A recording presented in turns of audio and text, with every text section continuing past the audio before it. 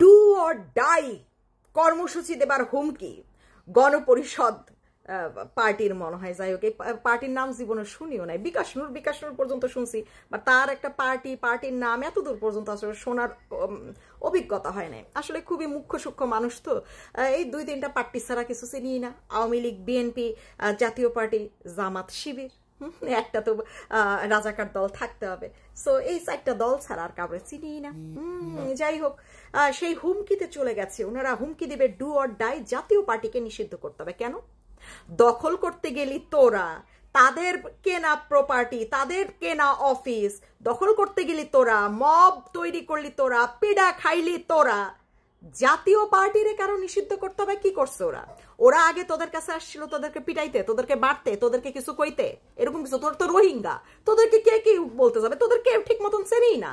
বাংলাদেশের জাতীয় পার্টির বহুত অবদান আছে, খারাপও আছে, ভালোও আছে। জাতীয় পার্টির মানুষ চেনে, তোদের কারা চেনে রে? রোহিঙ্গা।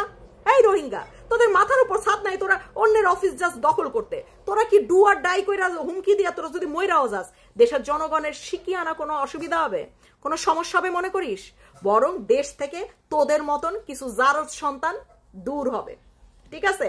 মানে দেশের উপর বোঝা কমবে, তোদের মতন বেকার জারজ রোহিঙ্গা বোঝা কমবে, বুঝছিস? রোহিঙ্গা হচ্ছে বাংলাদেশের জন্য একটা বোঝা, জানিস তো? সেটা জানিস না? সেটা হচ্ছে সত্যি যে রোহিঙ্গা বাংলাদেশের জন্য একটা বোঝা। সো তোরা যদি ডু অর ডাই কর্মসূচি দেশ, আমি বলবো আলহামদুলিল্লাহ, কর্মসূচি দে এবং মইরা যা, ঠিক আছে? হ্যাঁ, ডু লাগবে না, ডাইয়ে চলে যা সরাসরি, ঠিক আছে? অন্যদেরকে কি ডু বলবি করার জন্য, ঠিক আছে? তুই আগেই কজে ডাইয়ে চলে গেলাম এবং আমরা বলবো সবাই মিলে, সকলে মিলে আলহামদুলিল্লাহ, দেন মিষ্টি বিতরণ শুরু হবে। হ্যাঁ, ফাইসলামির তো একটা জায়গা থাকা উচিত। কত বড় ভণ্ড এরা, কত বড় টাকাখোর, কত বড় রোহিঙ্গা। অন্যদের অফিস দখল করতে হবে, তার যেভাবে হোক। অফিস কেন দিল না, এর মানে তাদেরকে নিষিদ্ধ করতে হবে। মামার বাড়ির আবদার, এই হারামজাদায়, এই অফিসকে তারা তোদের মতন রোহিঙ্গাগিরি করে বানাইছে। তারা বছরের পর বছর রাজনীতি কইরা তারপরে এই অফিসের জায়গা কিনা অফিস বানাইছে। তোরা কর, কইরা সামর্থ্য অর্জন কর, কইরা বানা অফিস। হ্যাঁ, তোদের তো কোনো মাথার উপর ছাউনি নাই। অন্য রাজা তোদের কিছু দখল করতে যাবে, সেই অবস্থা তো তোদের নাই। রোহিঙ্গার বাচ্চা রোহিঙ্গা। হ্যাঁ, এখন আসছে আমি চাইছি জাতীয় পার্টির অফিস কেন আমাদেরকে দেওয়া হলো না, আমি মানবো না, আমি খেলবো না, ওদেরকে নিষিদ্ধ করে দাও, ওদেরকে নিষিদ্ধ করে দাও। Is it? হ্যাঁ, বাচ্চা খেলা চলতেছে, মানে খেলনা। হ্যাঁ, একটা রাজনৈতিক দল, এটা মানে এটা একটা খেলনা, এরকম কিছু। তুই দখল করতে গেলি, কেন তোকে দখল করতে দিল না ইয়ারা, কি বলে, নিরাপত্তা বাহিনীরা? এখন হচ্ছে নিরাপত্তা বাহিনীও খারাপ, স্বরাষ্ট্র উপদেষ্টার পদত্যাগ, তারপর হচ্ছে কি জাতীয় পার্টিরও নিষিদ্ধ করতে হবে।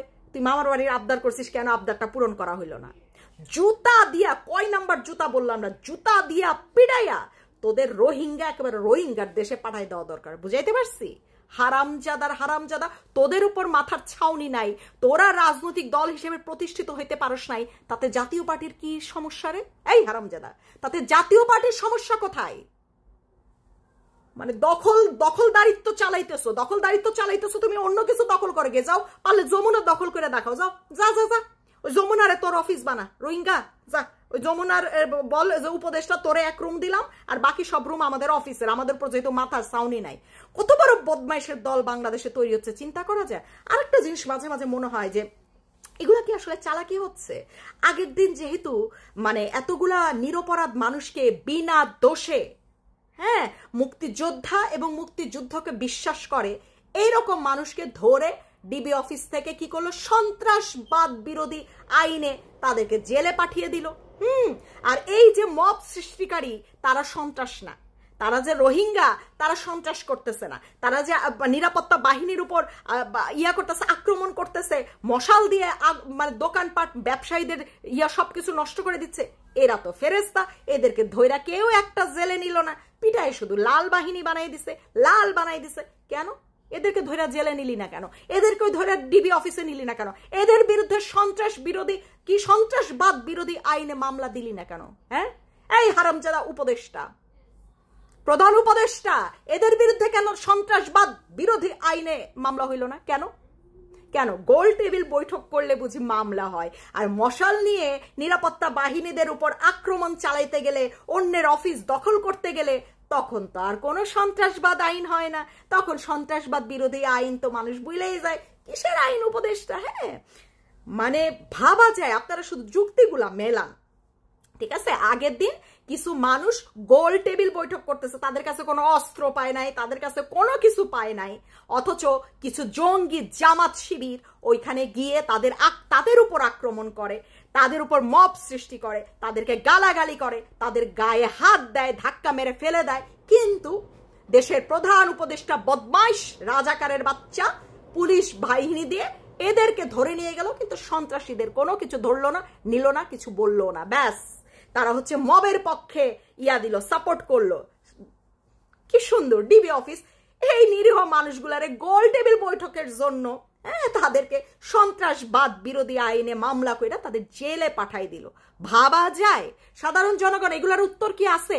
যারা আওয়ামী লীগের দোসর লাগাইতে আসোস, দালাল, ভারতের দালাল লাগাইতে আসোস, দালাল একেবারে বইরা বইরা দিমু। শালার বাচ্চা শালাগুলা, বুঝস দালাল কারে কয়, দোসর কারে কয় বুঝস, ফ্যাসিস্ট কারে কয় বুঝস? হারামজাদাগুলা, মানে মুখে যা আসে যখন আসে পাইছে তিনটা ডায়লগ। ভারতের দালাল, রয়ের এজেন্ট, আওয়ামী লীগের দোসর, একদম বইরা ভেতর দিয়ে বইরা ছাইরা দিমু। শয়তানের বাচ্চা শয়তান। হ্যাঁ, আর মশাল নিয়ে, আগুন নিয়ে যারা অন্যের অফিস দখল করতে যায়, তখন তো কস না যে ওরা হচ্ছে সন্ত্রাসী, ওদেরকে জেলে ঢোকানোর দরকার, ওদের বিরুদ্ধে কেন অ্যাকশন নেওয়া হইল না? অন্যজনের অফিস দখল কি তাদের অধিকারের মধ্যে পড়ে? কি বুঝাস তোরা আমারে? ওই পাকিস্তানের বীজগুলা, রাজাকারের বাচ্চাগুলা, কি বুঝাইতে চাস জনগণরে? এখন হচ্ছে মানে ট্যাঙ্কে ভৈরা যখন নিয়ে আসে তখন হচ্ছে তারা দেশপ্রেমিক ইয়ারা, সেনা বাহিনীরা, আর এখন মারছে যখন, এখন হচ্ছে তারা জন্মের খারাপ, আওয়ামী লীগের দোসর। শালার বাচ্চা, রাজাকারের বাচ্চা।